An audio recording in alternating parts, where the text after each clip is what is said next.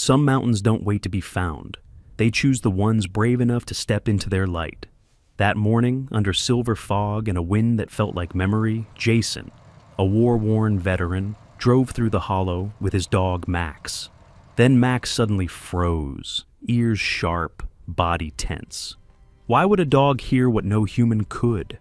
And what was calling them from the shadows below? Moments later, Jason spotted an old man trapped on the cliff's edge, seconds from falling. Saving him would lead Jason and Max to climb the hollow's hidden summit, a vast sunken garden where sunflowers bloom in winter like small golden suns. A secret that could save the whole town or destroy it. Before we begin, where are you watching from? Subscribe and let us know.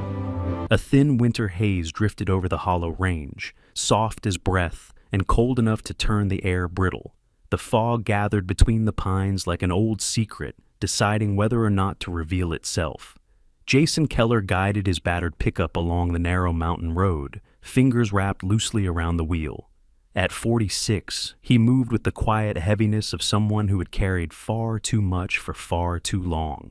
His frame was tall, broad, built like a man meant for hard work, yet his shoulders slumped slightly, as if years of war and the silence that followed had settled there like unshakable snow.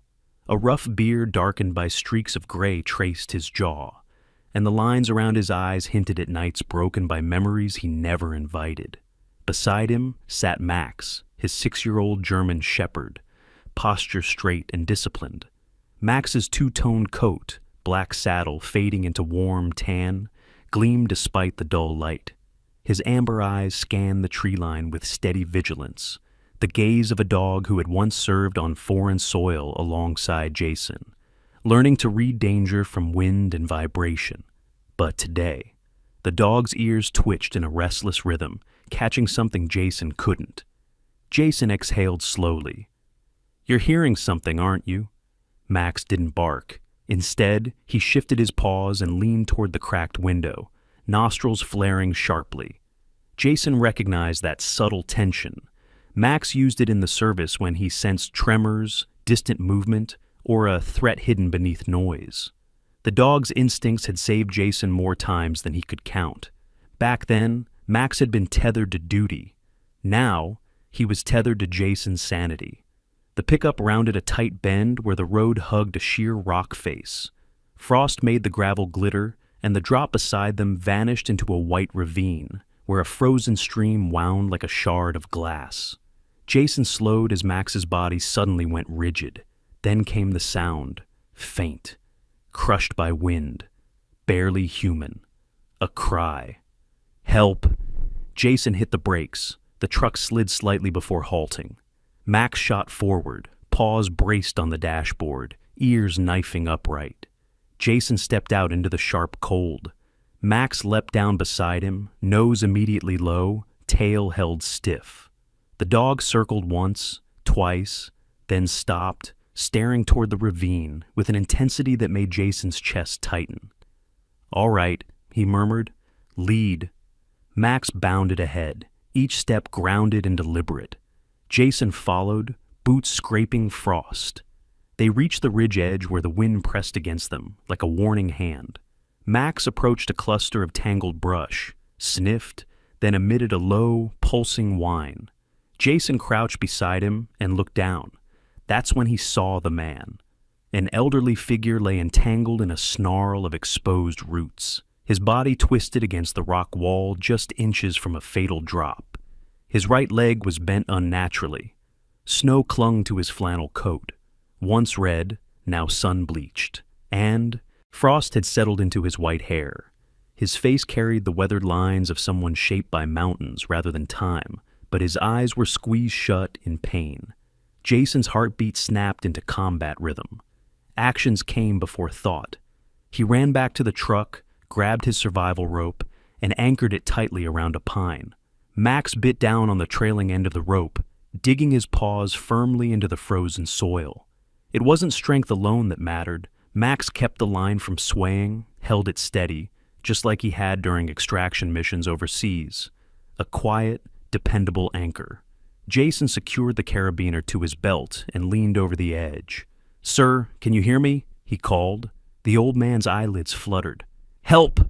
I'm coming. Stay very still." Jason descended. Frosty stones scraped under his boots. The cold bit into his cheeks. Memories flickered, nights rappelling into collapsed buildings, the smell of dust and cordite, the echo of someone calling for help that Jason reached too late. His breath tightened, but Max's bark from above steadied him, as it always did. Halfway down, a patch of gravel gave way. Jason slipped for a second, dangling, rope burning against his gloves, until Max shifted above, planting himself harder, holding the line firm. Jason caught the ledge and continued. He reached the man and knelt. Up close, the stranger's features told a story. Deep-set blue eyes dulled by exhaustion, a wiry beard tangled by wind, skin browned and creased by decades under open sky. He looked like someone who belonged to the mountains, someone who understood them, and right now they were trying to take him. "I'm Jason," he said, voice steady. "My dog's helping hold the line. We're getting you out of here." The old man gave a weak nod. Jason examined the leg, badly twisted but not broken, and carefully looped the rope around his torso. As he tightened the knots, the man whispered something. Knew someone would come. Jason pressed a hand to his shoulder. "Save your strength." He tugged the rope twice. Max responded instantly, planting himself low and pulling with a slow, controlled force. Jason guided the man upward, placing his body between the old man and the falling gravel. The climb was slow, painful. When they were only a few feet from the top, a sudden rumble shuddered through the cliff. Jason braced just as rock fragments cascaded down. Max barked sharply, warning them. Jason shielded the old man with his body, took a glancing blow across his shoulder, gritted his teeth, and kept moving. Max held the rope steady, unyielding. They reached the ridge. Jason hauled the old man onto solid earth. Max immediately circled him, sniffing his clothes, tail low but intent. The man coughed, chest trembling, and opened his eyes. They were pale blue, clear despite pain. Jason crouched beside him. "Can you tell me your name?" The old man swallowed. "Elliot. Elliot Granger." Jason nodded. "You're safe now." But Elliot suddenly grabbed Jason's sleeve with surprising strength. His fingers were cold, trembling, but filled with a strange urgency. He lifted his other hand and pointed toward the mist-wrapped summit of Hollow Mountain. "There," he rasped. "Up there. The mountain. Hollow chooses who it reveals itself to." Jason exchanged a glance with Max. Something ancient, electric, seemed to pass through the wind. Elliot's breath hitched. "It needs a man who hears the wind, and a dog who hears the earth." A soft, almost reverent rumble escaped Max's throat. Jason felt a chill ripple down his spine, one that had nothing to do with the cold. He looked up toward the summit. Clouds curled around it like breath, as if something waited above. Elliot's hand fell away, exhausted. Max stepped closer to Jason and touched his leg with a deliberate, grounding pressure. For the first time in years, Jason felt the pull of something larger than fear, something almost like purpose. Up there, the wind whispered, and Jason knew this was only the beginning. The morning wind climbed the mountain before they did, pushing thin veils of mist over the ridges and braiding them through the branches of ancient firs. Jason Keller tightened his scarf, feeling the sting of cold on his beard, and glanced toward Max, who was already several steps ahead on the narrow trail. The dog moved with purpose, ears up, tail low, muscles taut beneath his thick coat. He was listening to something Jason couldn't hear, the way he always had since the war. Jason unfolded Elliot's worn map. The paper crackled like brittle leaves, its edges softened by years of being folded and refolded. Lines drawn in faded pencil traced a route that zigzagged up Hollow's flank. Elliot hadn't left instructions, only a trembling finger pointing at the summit and words that felt like prophecy. Max paused and released 3 short, clipped howls. The sound echoed off the stone in a pattern Jason had trained him to use during combat extractions. Right direction. Max didn't look back, he simply kept going as if guided by the earth itself. Jason followed. The path steepened quickly. Frost coated the stones, turning them slick, and the wind pushed harder as they gained altitude. Jason kept a hand on the rock wall for balance. Memories flickered. The vibration of helicopters, the smell of diesel, the sting of sandstorms carrying distant gunfire. Back then, Max walked beside him the same way. Alert, listening, always half a second ahead of danger. Jason's breath fogged the air, and for a moment he was unsure if the tremor in his chest came from the climb or from the old echoes shaking loose again. Halfway up, they reached a broad ledge where remains of a forgotten mining outpost clung to the mountain. A rusted ore cart lay overturned, and wooden beams sagged under a skin of snow. Jason stepped closer, brushing frost from a cracked jacket hanging on a nail. A barely visible name was stamped inside the collar. R. Granger, Elliot's family. The mountain was no stranger to them. Jason let his fingers linger on the fabric, an odd ache rolling through him, the kind he felt at memorial walls where names of the fallen lived on metal plates that outlasted their breath. Max whined softly, nudging his leg. "Yeah," Jason murmured. "We keep going." They climbed for nearly an hour. As they neared the summit ridge, the mist thinned, replaced by a heavy silence that felt expectant. The wind softened, dropping from a howl to a slow, steady breath. Max raised his nose and stopped so abruptly Jason nearly stumbled into him. The dog stood perfectly still. Then the ridge opened. Jason stepped forward, and everything inside him stilled. The summit was not a peak at all. It was a vast bowl-shaped crater, descending at least 30 meters deep. And inside, illuminated by an opening in the clouds, was a sight that defied winter. Sunflowers, thousands of them. Tall stalks, wide golden faces, leaves trembling gently in the mild air rising from beneath the ground. A geothermal current whispered through the soil, warming it like a hidden heartbeat, and allowing the flowers to bloom where snow should have rained. Jason felt his chest pull tight, but not with fear, with awe. "For a man who forgot what beauty felt like," he whispered, "this almost hurts." Max bounded into the field, weaving through the towering stems. His tail rose high, his steps softened. He pressed a paw into the warm soil, ears dipping as though he sensed a pulse beneath his feet, a vibration deep and rhythmic, almost alive. He let out a low, reverent rumble. Jason descended carefully into the bowl. The soil crumbled softly under his boots, warm enough to steam faintly in the chilled air. Sunflowers brushed his shoulders as he passed, their petals glowing like small suns. The scent, fresh, earthy, and impossibly bright, filled the hollow like a hymn. Then Jason saw it. A cabin tucked beneath a natural stone, overhang at the far edge of the bowl. Weathered wood, rock shelter overhead. A small chimney. A stack of chopped firewood, half covered by a tarp tied neatly with rope. There was recent life here. A thin line of heat shimmered from a side vent, evidence of a fire that had burned recently. Jason's instincts tightened. Max slowed, nose brushing the doorframe. He didn't growl. Instead, he pressed one paw gently against the wood, then stepped back. Jason's pulse quickened. Someone was inside. The door opened with a soft creak. A woman stepped out, standing framed by warm light behind her.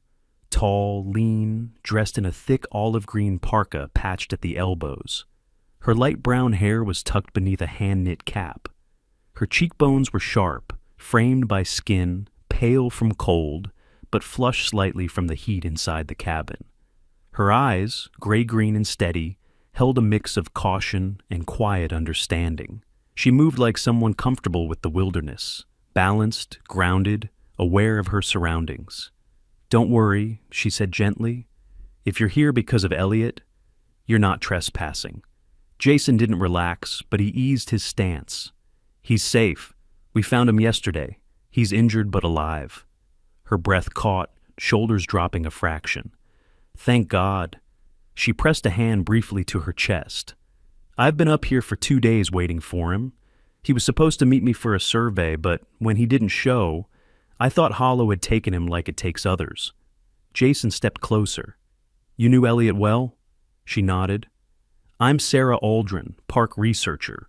Elliot and I documented rare ecological pockets together, places like this, where the mountain behaves like a living organism." She pointed at the sunflowers. "He protected these places, called them the mountain's heartbeats." Jason studied her.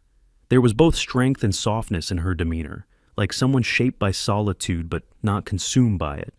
She held her notebook against her side, fingers tapping a slow, thoughtful rhythm.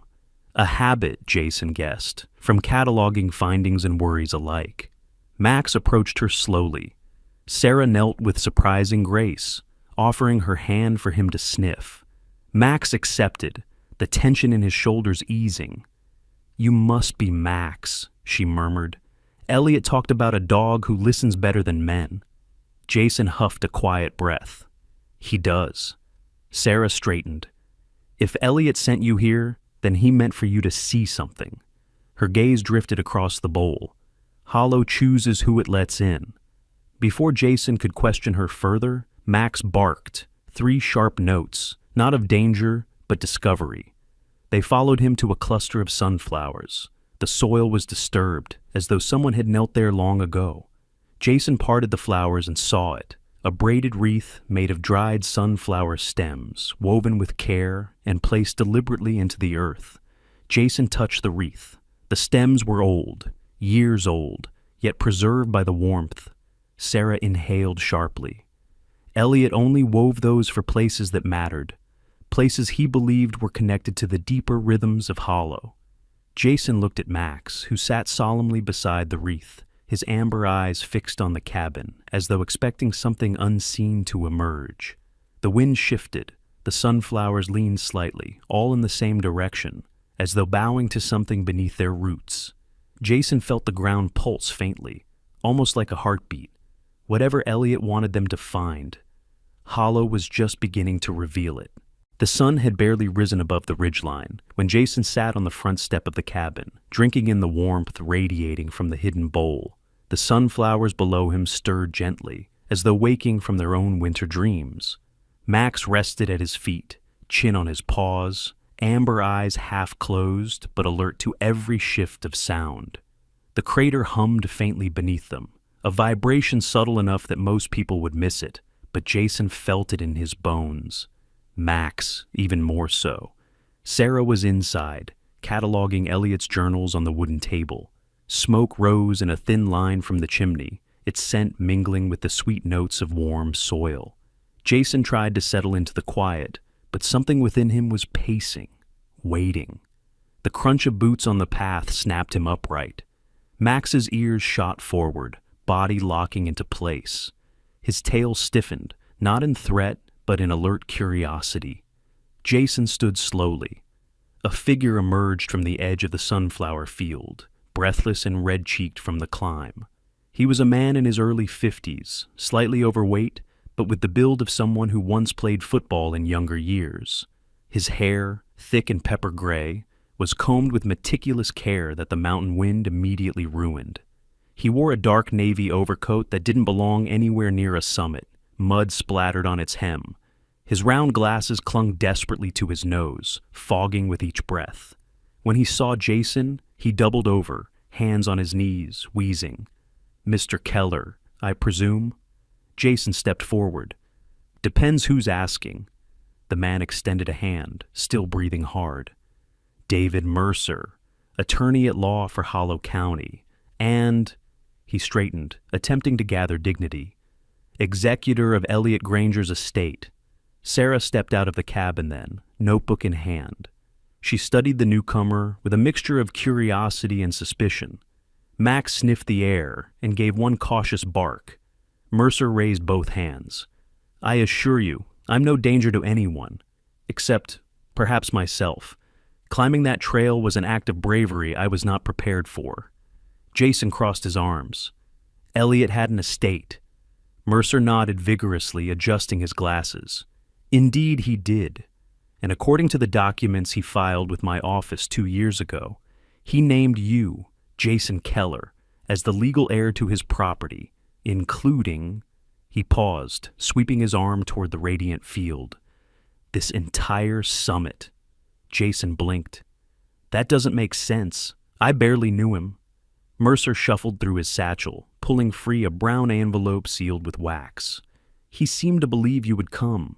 His will is unusually poetic, very unlike his previous filings. You should read it yourself. Jason hesitated, then opened the seal.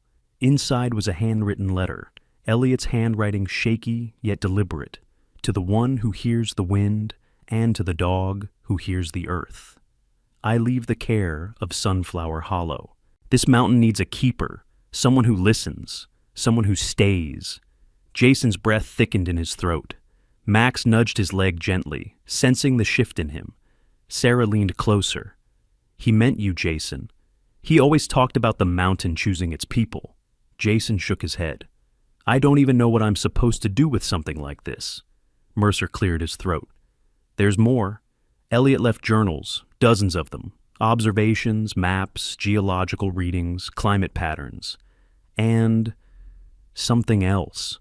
He reached into his satchel again and pulled out a slim, leather-bound notebook tied with a faded cord. This one was sealed with instructions. Give to Jason Keller. Sarah frowned. He never showed me that one. Jason opened the notebook carefully. Inside, the pages were filled with sketches, cross-sections of the crater, notes about geothermal vents, temperature fluctuations, root patterns of the sunflowers. But one phrase appeared again and again, underlined in different colors. Light within the earth. Sarah stepped closer, curiosity brightening her eyes. That's what he called the geothermal phenomenon here. He said the mountain breathed warmth like a living creature. Jason flipped through more pages. Elliot had documented what looked like a network of glowing mineral veins, sketched in soft yellows and golds, that snaked beneath the crater like arteries.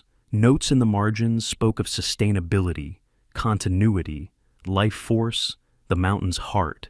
Then one line caught Jason's attention, written shakier than the others. If misused, the heart will dim.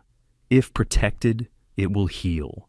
Sarah whispered, He thought this place was alive. Mercer rubbed his temples. Frankly, I'm not equipped to understand the metaphysical.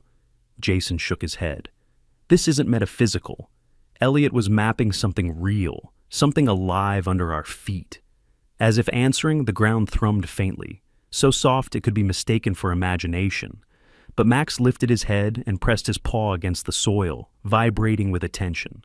Mercer stepped back nervously. Is that normal? Sarah nodded calmly. The geothermal vents produce pulses. Elliot believed the pulses responded to disturbances on the mountain. She glanced toward Jason. Maybe they respond to people too. Jason swallowed. So what now? I'm suddenly the caretaker of a mountain I barely understand? Sarah closed her notebook thoughtfully. Not alone. Elliot wouldn't have left everything to you if he didn't believe you could do it. And Max? She knelt and stroked the German shepherd gently. He already knows this place. Look at him.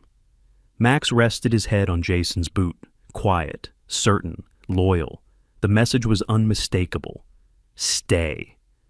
Jason stared at the sunflowers, swaying in their warm cradle of earth.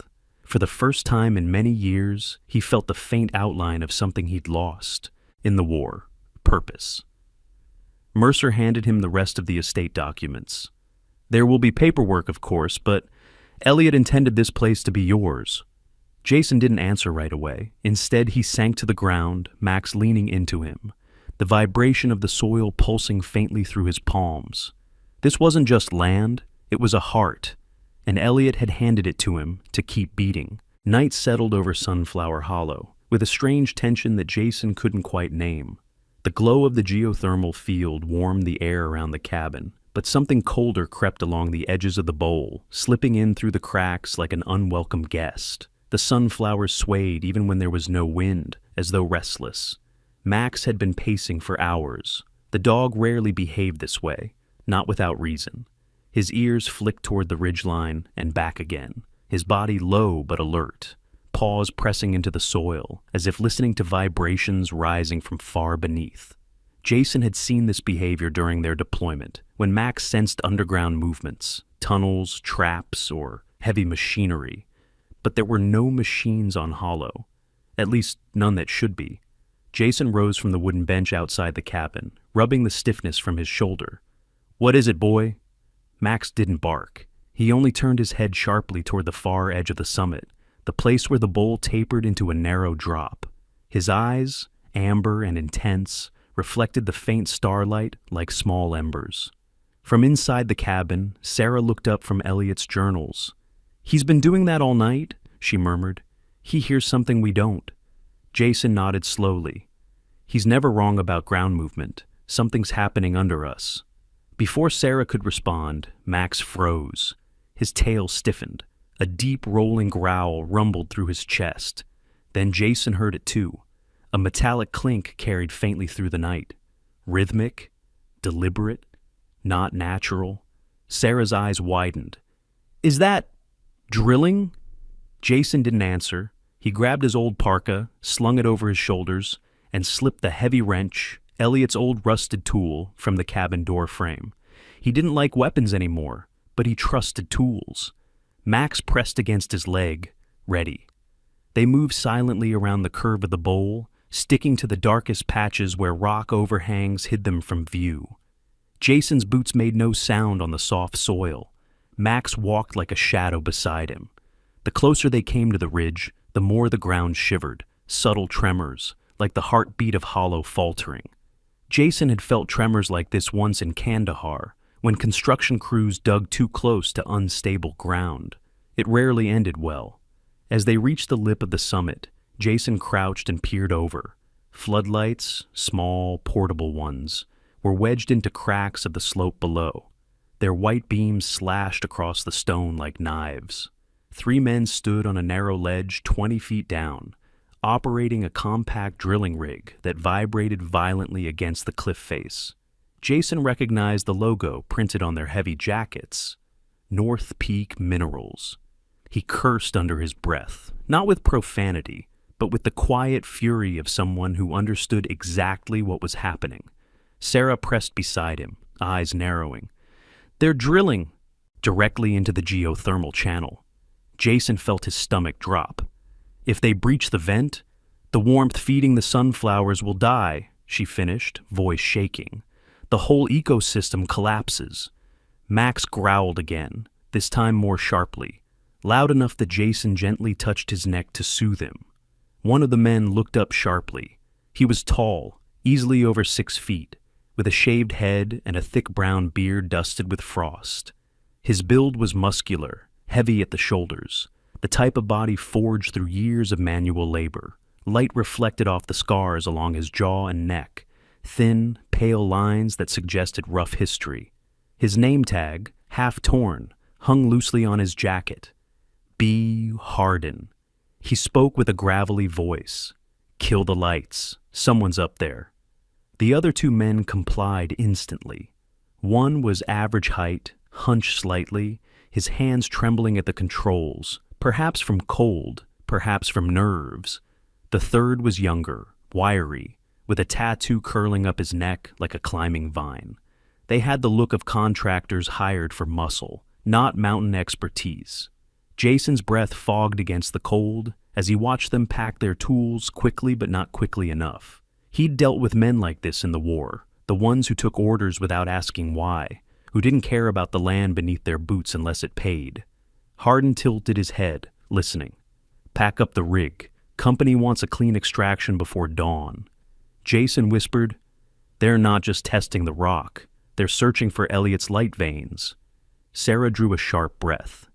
"They want the geothermal minerals, that glow in the sketches. If those veins are rich in phosphorescent compounds or rare earth elements, they'll strip Hollow to the bone," Jason finished. Max shifted his weight, staring at the men with a focus that bordered on predatory. Jason felt Max's body align against his leg, steady and resolute. He knew what that meant. We stand now, or we lose everything later. Hardin barked orders. "Get the secondary drill. We hit the seam tonight." Sarah whispered urgently. "Jason, they can't. Once they cross into the vent wall, the entire heat system destabilizes. Everything Elliot protected, gone."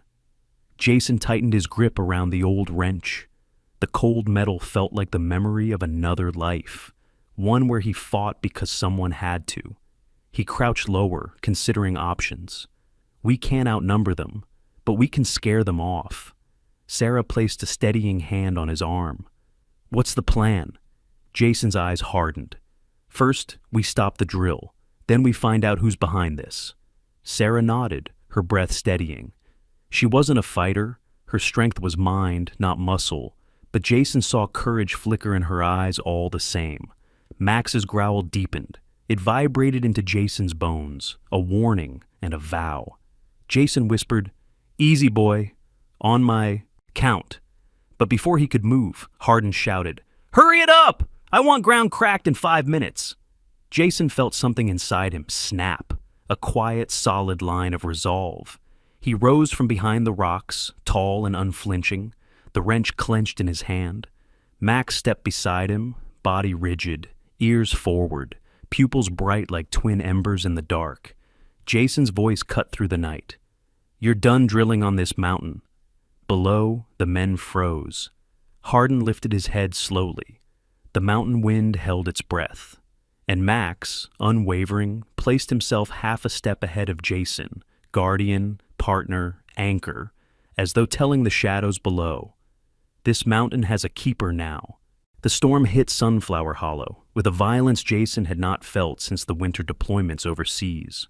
One moment the sky was sharp and clear. The next it seemed to collapse inward, unleashing sheets of white that battered the mountain bowl like fists. The wind screamed through the sunflowers, bending their tall stalks until they looked like golden guardians bowing under pressure. Snow swirled across the summit, fierce enough to erase footprints seconds after they were made. Max sensed the danger long before the sky broke. He pressed his shoulder against Jason's knee, tail stiff, ears pinned forward into the wind. His thick sable coat bristled in waves, and he let out a deep, urgent rumble before tugging Jason's parka sleeve with his teeth. Jason pulled the hood tight. "All right, boy, let's move." Sarah stepped out of the cabin, the hood of her long olive-gray trench coat whipped sideways by the wind. Her tall, slender frame bent slightly as she braced herself against a gust. Her auburn hair, tied back earlier, now spilled loose in bright ribbons across her shoulders. She squinted through the white wall of snow, building along the ridge. "Jason, this is turning into a whiteout. The old cabin might not hold if the wind shifts." Jason nodded grimly. "We shelter in the basin. Elliot built the lower ring for a reason." Max barked sharply, 3 short bursts, the same signal he used on patrol when leading towards safer ground. Jason didn't waste a breath. "He's right. We go now." They descended carefully into the bowl of the hollow, boots sinking into rapidly thickening drifts. The geothermal vents under the earth released faint columns of warm mist between the sunflowers, breathing warmth into the basin like the steady exhale of a sleeping giant. The farther they moved inward, the gentler the wind became, shielded by stone walls and the ring of tall flowers. Snow collected lightly on petals, but melted on the warm soil. Max circled twice, checking the perimeter, then settled beside Jason, chest rising in controlled breaths. The storm roared above them, unseen but unmistakably powerful. Sarah pressed her gloves to her cheeks, trying to warm them. "We waited out here. With luck, this calms in an hour or 2. Jason wished he believed it. The hollow rarely saw storms this early in winter. Something about it felt wrong, too sudden, too sharp, and Jason had long ago learned to trust disturbances that felt unnatural. He crouched, running his hands across the ground. He could feel a faint tremor, not the drilling, but something like pressure shifting deep in the mountain. "Hollow's reacting to the cold," he murmured. "Ground's tightening." Sarah's brow furrowed. If the vents constrict under rapid temperature drop, steam pockets could form. We need to make sure no one is near the vent channels. Max's head shot up. The dog turned sharply toward the eastern rim of the summit, ears, slicing through the wind like twin radar dishes. Suddenly he bolted, snow spraying behind him as he sprinted up the slope toward the ridge. Jason's heart slammed. "Max!" He chased after the dog, boots digging hard into the snow. Sarah struggled behind them, but she kept pace as best she could. The closer Jason got to the rim, the louder the wind became. Not just howling, but whistling, the shrill cry of air cutting across metal, stone, and something else. A sound broke through the storm. A human scream. Jason froze. Then another shout. Panicked, terrified, muffled by the gale. Max howled back, a sharp cry that pierced through the storm like a flare. Jason forced himself up the last few feet until he reached a ledge overlooking the cliff. What he saw below made his blood run hot despite the freezing air. 3 workers, North Peak jackets recognizable even through the white chaos, were stranded along the narrow drilling path. Their floodlights, half buried in snow, flickered wildly. One of the men clung to a rope line that swung violently, while another dangled from a section of broken ledge. But it was the youngest, the slim, dark-haired technician, who was in the greatest danger. The ledge beneath him had crumbled into a sheer drop. Snow and wind battered his back, and his gloved hands desperately clawed at the broken rock. A coil of wire lay tangled around his waist, but the anchored end had snapped loose. Jason dropped to his knees, gripping the ridge. "Hold on! Don't move!" The young man gasped, voice trembling. It was supposed to be a quick scan. They said the storm wouldn't hit until later. His legs dangled over the abyss, boots scraping against empty air. Max crawled forward beside Jason, belly low, claws digging deep for grip. His body language was unmistakable. "Let me anchor you." Jason had used the maneuver before. He wrapped his climbing harness around his torso, grabbed the emergency rope clipped to his belt, and looped the other end around Max's reinforced chest strap. Max braced, muscles tensed, body lowering into a powerful stance that distributed weight across all 4 limbs. Jason took a deep breath. Then he went over the edge. The wind hammered his face immediately, freezing his eyelashes. His boots struck the rock wall, and he rappelled downward in short, controlled drops. Max held firm above, the rope taut. Jason felt the dog's strength through every breath, every brace, every subtle shift of weight. "Hey!" Jason shouted against the wind. "What's your name?" The young man looked up, eyes wide and frightened. He was in his mid-20s, lean, with jet black hair plastered against his forehead. He had a narrow face with soft features that made him look younger than he was. His stubble-covered jaw shook violently from the cold. His badge, half hidden beneath layers of snow, read, "Ethan Vale." "Ethan!" Jason repeated. "I'm coming to you. I need you to listen." Ethan nodded weakly, though his arms trembled with fatigue. Jason reached him, sliding sideways along the loose rock. He secured a carabiner onto Ethan's belt harness, then onto his own.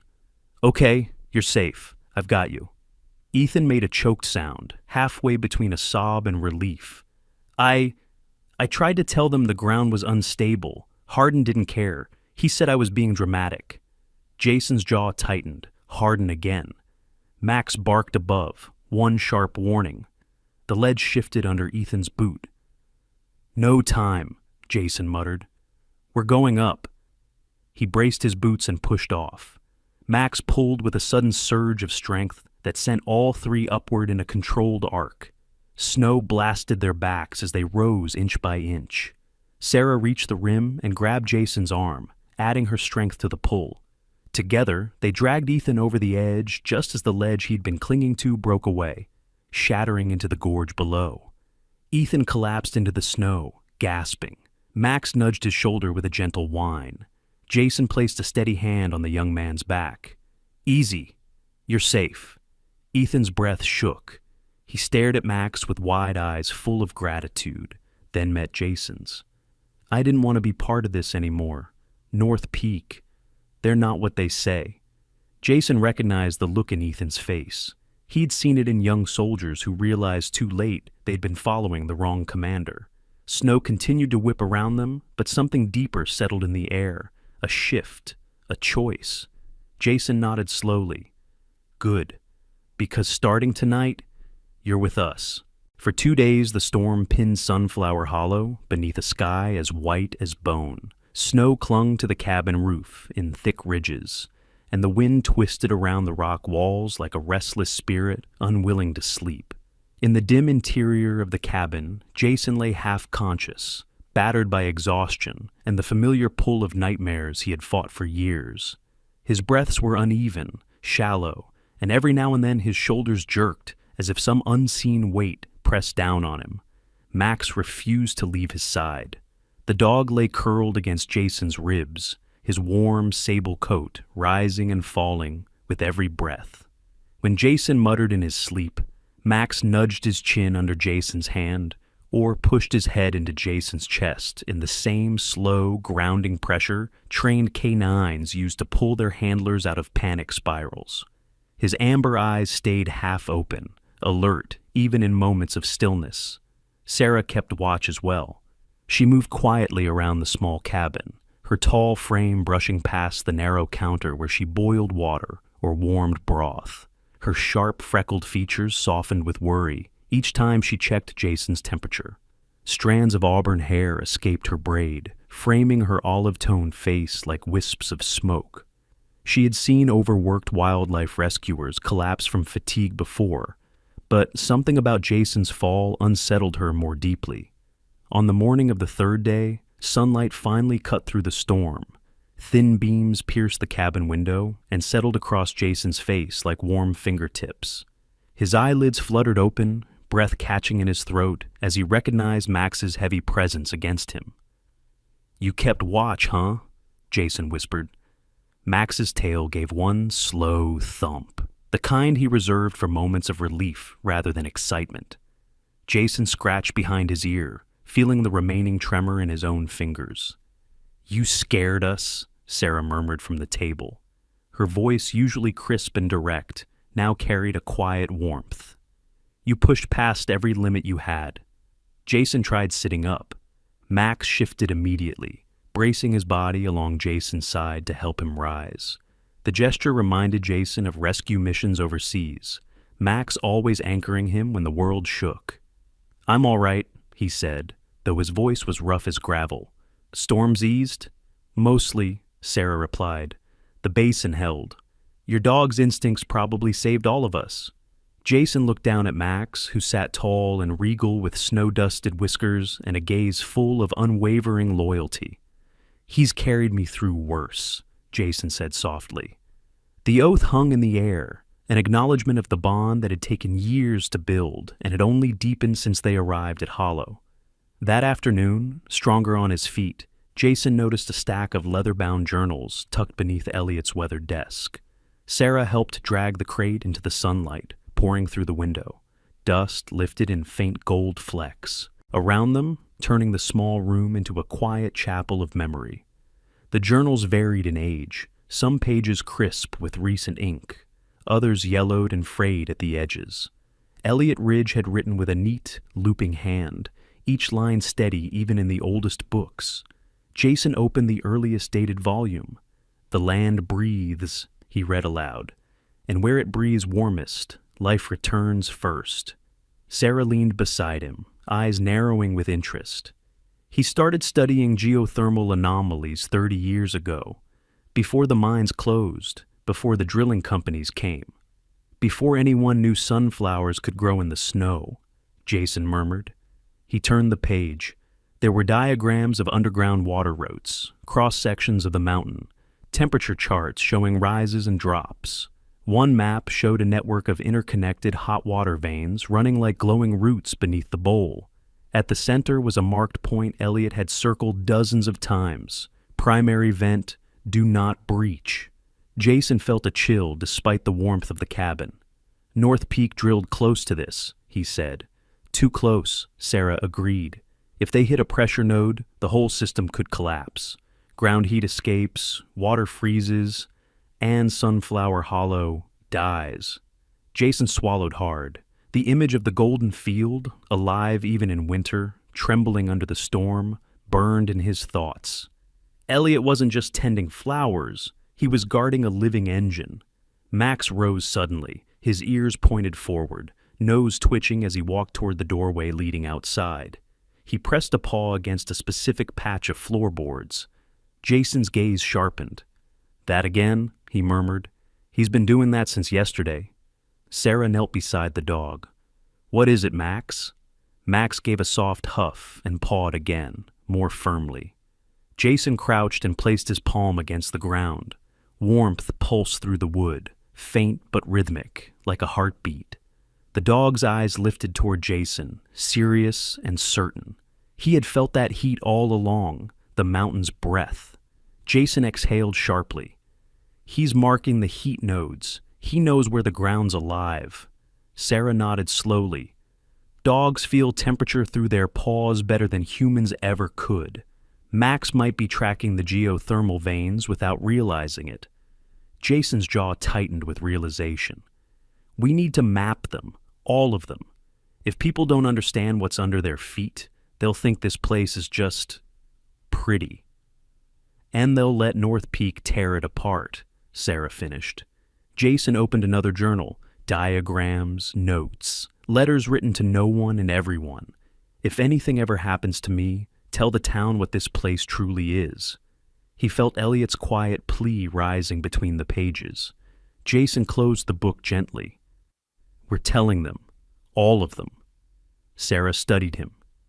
"Are you ready for that? Standing in front of a whole town, convincing skeptics, challenging the company?" Jason looked at Max, who had settled at his feet again, his head resting gently atop Jason's boot in a gesture of silent encouragement. "I wasn't ready to be alive after the war," he said softly. "But Max stayed with me until I was. I owe Hollow the same loyalty." Sarah's eyes softened, a rare vulnerability breaking through her composed demeanor. "Then we'll do it together." Jason squeezed the journal, feeling the rough leather edges bite into his palms. A grounding pain, a reminder of the weight he now carried. Outside, the storm clouds thinned, revealing the sun hovering low above the bowl. Its rays pierced through the drifting steam rising from the warm soil, illuminating the sunflowers in an otherworldly shimmer. The petals glowed like hundreds of golden flames. Max wandered out onto the balcony, nose lifted to the breeze. He barked once, soft, almost reverent, at the fields below. Sarah nudged Jason's shoulder. "Looks like he thinks it's time." Jason nodded. "Yeah, time to give Hollow a voice." The wind swept through the bowl, bending the sunflowers into a single, unified sway. As if the Hollow itself agreed. Jason didn't know what storm North Peak would bring next, but he knew one truth more clearly than anything. The mountain was alive, and he and Max were its guardians now. The storm had barely cleared when Jason made his decision. By late afternoon, the clouds thinned into ribbons of cold gray, and the air carried a crisp clarity that sharpened the edges of the valley. Sunflower Hollow glowed in the distance, a bowl of golden steam, but Jason knew a secret could not stay silent any longer, not when the land itself was in danger. He stood in the town square of Ridgeford, a broad open space paved with old river stones. The square was surrounded by a cluster of buildings, a bait shop run by a stout, bearded fisherman, a bakery with frost on its wooden sign, a hardware store whose neon light flickered at odd intervals. Above them all rose the steeple of the small church, white paint peeling, but its bell still strong in the wind. Jason and Sarah worked side by side, setting up a large projection screen at the center of the square. Sarah's tall frame moved with practiced grace, her long auburn braids swaying each time she secured a cable or adjusted a clamp. Her olive-toned face was flushed from the cold, but her hazel eyes glowed with purpose. "You really think they'll come?" she asked.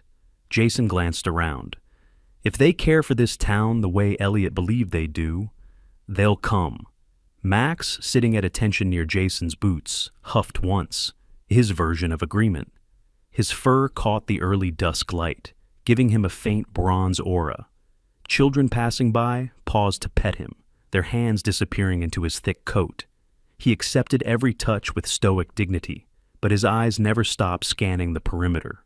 By the time night settled, the square filled with townspeople, elderly couples wrapped in thick coats, fishermen shaking melted snow off their boots, teens sharing thermoses of hot cocoa, mothers tugging mittens onto their toddlers' hands. Among them walked Pastor Miriam Doyle, the town's longtime minister. She was in her late 60s with hair the color of soft winter frost and a face lined from years of listening more than speaking. Her calm presence grounded the crowd as she greeted people with a gloved hand on their forearm. Jason stepped forward and nodded to Sarah, who powered on the projector. The screen flickered, then burst into life with an image of Sunflower Hollow. Gasps rippled through the square. The basin appeared glowing and surreal, golden petals shimmering with trapped warmth, steam rolling like morning breath over the soil. For decades, Jason began, his voice steady but weighted. Elliott Ridge protected something no one else knew existed, a geothermal system beneath Hollow that keeps this sunflower field alive all year. If that system is damaged, if the pressure vents break, the Hollow dies. The murmurs grew louder, grief and disbelief woven through them. To many townsfolk, sunflowers were memories of childhood, of fields once stretched across Ridgeford before the mines dried the land. Jason clicked to the next slide, a cross-section from Elliott's journal. This is the network below the bowl. It's fragile, more intricate than anything built by human hands. He paused. And 2 nights ago, North Peak drilled into its outer walls without permission. Anger surged through the crowd like a tide. Some shouted, some shook their heads. Pastor Miriam closed her eyes as if in prayer. Jason felt Max lean against his leg. The dog's presence was a quiet reminder to stay centered. Before he could continue, the crowd parted. 3 figures in dark corporate coats walked into the square. North Peak Minerals. Leading them was Marcus Hardin, a man in his early 50s with a clean-shaven jaw as sharp as the mountain wind, and a body built like a chiseled block of granite. His expensive wool coat rode stiffly over his broad shoulders, and his deep-set, steel-blue eyes glinted with cold certainty. A thin scar crossed his right eyebrow. Word around town was he'd gotten it during a construction collapse years ago, an incident that left him with a lifelong fear of losing control. It made him ruthless, always needing the upper hand. Flanking him were 2 company reps, younger, both carrying sleek briefcases. Hardin raised a folder and spoke with a voice trained for command. North Peak has obtained an emergency inspection authorization. As of tonight, Sunflower Hollow is under review for geological safety. We will need immediate access. Boos rose across the crowd. Some shouted protests. Others cursed under their breath. Sarah stepped forward. "You think we'll let you touch that mountain after what you did?" Hardin smirked. Allegations from a washed-up surveyor and a handful of townsfolk won't stop legal procedure. Before Jason could respond, someone moved through the crowd with controlled urgency. Ethan Vale. The young technician Jason rescued 2 nights earlier had cleaned himself up. His dark hair was combed back, though still damp from the melting snow. He wore a simple brown jacket too thin for the cold, his narrow face pale but determined. The bruise on his temple, left from the storm, added a solemn weight to his appearance. He stepped directly between Jason and Hardin. "I worked for North Peak," Ethan said loudly. His voice quivered but didn't break. "And I'm here to testify that Hardin ordered unauthorized drilling. We compromised the vent wall. We were told to lie if anyone asked." Hardin's expression froze. The reps exchanged alarmed glances. Ethan held up a USB drive. "I have time-stamped data logs and footage." The crowd erupted. Gasps, shouts, fury. Someone yelled, "Arrest him!" Someone else called, "He could have killed our valley!" Max barked once, deep, commanding, cutting through the noise like a judge's gavel. The crowd immediately quieted, startled by the sudden authority in the dog's voice. Then something extraordinary happened. A fisherman named Rob Harlow, a barrel-chested man with a tangled salt and pepper beard, lifted a burning torch high above his head. "No one touches Hollow," he growled. His face, weathered by decades on frozen lakes, held the unwavering look of a man defending home. One by one, townsfolk raised their torches or lanterns. The baker, the librarian, teens, parents, elders from the church. Pastor Miriam herself stepped forward with a small oil lantern glowing warmly in her hand. Soon the entire square was encircled by a ring of firelight, flickering gold and red across determined faces. Jason felt the air shift. The town, this fragile, aging, hidden community, was standing for something together. Hardin took a step back. For the first time, uncertainty cracked through his mask of confidence. Jason turned to Max. The dog lifted his head, golden eyes reflecting dozens of flames. He walked to the center of the circle, and there, under the rising torches and the soft glow of projected sunflowers, Max tipped his head toward the sky and released 3 sharp, resonant howls. The sound pulsed across the square, echoing against the church walls, the stone roads, the hearts of every listener. It felt like a declaration, a vow, a spark. People shouted with renewed resolve. Hardin's reps faltered. Even Pastor Miriam whispered, "The mountain has spoken." Jason placed a hand on Max's back, and the dog pressed firmly into his palm, steadying him, reminding him they were not alone. Sunflower Night had become something else entirely, a movement, a defense, a promise made, together, by an entire town. Spring crept up the mountain in slow, deliberate breaths.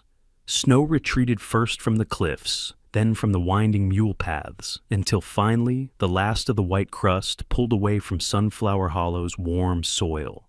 Each morning, the sun broke over the rim of the bowl like a lantern being lifted by unseen hands, illuminating the golden field below. Jason stood at the edge of the overlook, hands resting on the railing he had rebuilt from weathered pine. Max sat beside him, his tail making slow sweeps across the planks, eyes fixed on the valley as if taking inventory of every shift the land made. It had been 3 quiet weeks since the night the whole town stood with torches beneath the projector screen. In the days that followed, lawyers, state conservation officers, and environmental inspectors streamed into Ridgeford. North Peak Minerals had attempted appeal after appeal, but Ethan's data, the town's testimony, and Elliot's old journals formed a case as solid as bedrock. In the end, the ruling came quickly. Sunflower Hollow was to be designated a protected community conservation site. All drilling operations were banned. Jason thought he would feel triumphant when the decision came down. But the emotion that hit him first was relief, deep, bone-heavy relief, washing over him like warm water over frostbitten skin. Sunflower Hollow wasn't his. It belonged to everyone who needed a place that didn't demand anything but presence. A place where silence was not empty, but healing. He spent the first week repairing the cabin roof, reinforcing the beams, clearing paths through the snowmelt. Sarah helped when she could, arriving with work gloves and a canteen slung over her shoulder. She moved with quiet strength, her auburn braid whipping in the wind as she carried boards or hammered nails. Sometimes she brought supplies sent up by townsfolk, fresh bread from the bakery, a set of handmade mugs, a knitted blanket from Pastor Miriam, but most of all, she brought conversation. "People want to come," she told him one afternoon, brushing her hair from her freckled forehead. Veterans, widows, folks who've lost someone or just feel tired in their bones. There's talk about turning this into a sanctuary. Jason leaned on his hammer, breath fogging in the cool spring air. "You mean like a retreat?" "More like a safe place," Sarah replied. "Somewhere people can breathe." Max trotted over, dropping a piece of driftwood at Jason's feet, his way of joining any serious discussion. Jason rubbed his ears. "You hear that, buddy? Your mountain's getting company." Max puffed out a short chuff, as if approving. By mid-April, the first visitors arrived. The first was Tom Lively, a Vietnam veteran in his late 70s. Tom was tall despite the stoop in his spine, his skin a tan leather tone, and his silver hair cut in a no-nonsense crop. He wore a faded service jacket with worn patches that looked like they had stories stitched into their frayed edges. Tom talked little, but when he did, his voice carried the gravel of long roads traveled. Jason led him down the newly built path. Tom walked with a cane in one hand and paused often, not from pain, but from wonder. "When's the last time you saw sunflowers in snow country?" Jason asked gently. Tom shook his head. "Haven't seen sunflowers since '72, he murmured. "Feels like stepping back into something I thought I'd lost." Max walked beside Tom the entire time, matching his slower pace, occasionally nosing his leg when the ground shifted. Halfway down, Tom reached a hand out and let it rest on Max's head. A tremor passed through him, decorated soldier, hardened man, and yet his eyes glistened. "Good boy," Tom whispered. "You're anchored to this place, ain't you?" Jason nodded. He feels the land better than anyone. The second visitor was Anna Whitford, a widow in her early 60s. She had warm brown skin, deep-set expressive eyes, and a soft presence like steady candlelight. Her husband had passed the previous winter, leaving her with a house too quiet to bear. She came searching for somewhere the air doesn't feel heavy. When Anna stood among the sunflowers, her hands trembling over the petals, a smile slowly bloomed on her face, the kind that had been absent for months. "This place listens," she said softly. Jason believed her. More came. A single mother with her shy little boy. A retired coal miner whose nightmares woke him 3 times a night. A young man who had lost his father and brought an old sketchbook to draw the sunflowers, as if capturing pieces of his memory. Jason made time for every one of them. He built benches along the ridge. He added lantern poles that flickered warm light against the cliffs. He set stones along the path where the footing was tricky. Max became the guide, the guardian of every visitor. The dog instinctively chose who needed gentle company and who needed quiet distance. Children followed him like he was a moving storybook. Older veterans sat with him for hours, letting his steady presence ease the tension in their limbs. One morning, Jason woke early, a soft breeze brushing against the cabin's windows. Outside, the first sunflower buds of the season broke through the soil, tiny green spirals pushing bravely toward the sun. He carried a crate of young sunflower plants to the very center of the bowl. It was a raw patch of earth, warmed from below by the geothermal vents. He knelt, digging with his hands. The soil was warm, almost comforting, like a heartbeat beneath his palms. Sarah joined him, carrying a small metal watering can. "You building something here?" she asked. Jason didn't answer at first. Instead, he planted the first sunflower, straight and firm. Then another and another. A perfect circle, 12 broad seeds arranged like numbers on a clock. "It's a memorial," he finally said, "for the ones who didn't make it home." Sarah's breath caught softly. She placed the last plant in the circle, covering its roots gently. "They would like this." Jason nodded. "They deserve light." Max circled the ring and sat beside Jason. The dog tilted his head back and released 3 low, steady howls. They echoed across the bowl, bouncing off the rock walls, filling the air with an ancient grounding harmony. Jason closed his eyes, letting the sound wash over him. Safe. Stay. This is home. A language spoken without words, yet understood perfectly. By the end of spring, Sunflower Hollow had a new reputation. Not a tourist attraction, not a battlefield, but a sanctuary. People arrived not for spectacle, but for quiet, for healing, for the steady warmth of a hidden place untouched by cold. Word spread across counties. If your heart is heavy, go to the hollow. Walk between the sunflowers. The man there, Jason, and his dog. They'll help you find your footing again. Jason knew he hadn't saved the mountain. The mountain had saved him. And now, piece by piece, it was saving others too. One golden petal at a time. In the quiet months that followed, Sunflower Hollow became more than a breathtaking valley or a hidden miracle of the earth. It became a living story, one whispered from porch to porch, carried gently through church halls, and held close by those who knew what it was like to feel lost before finding a place that welcomed them without question. Jason often stood on the ridge at dusk, Max resting faithfully at his side, watching visitors trace slow steps between the tall golden blooms. He saw tired shoulders ease, saw tears fall with gratitude, saw laughter reborn where silence once weighed heavy. And in those moments, he understood something Elliot must have known long before him. Healing doesn't always come in grand lightning strikes or roaring revelations. Sometimes it comes as softly as warm soil beneath frozen ground, or the nudge of a loyal dog who refuses to give up on you. Sunflower Hollow didn't erase pain.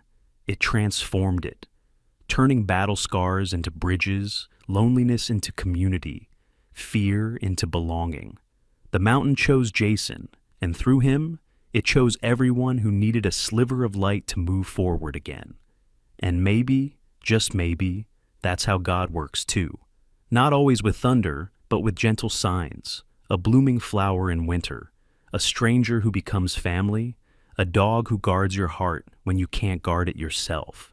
If this story touched you, take a moment to share it, comment where you're watching from, and subscribe for more stories of faith, healing, and hope. May God bless you and your loved ones with peace, protection, and a little miracle of your own today.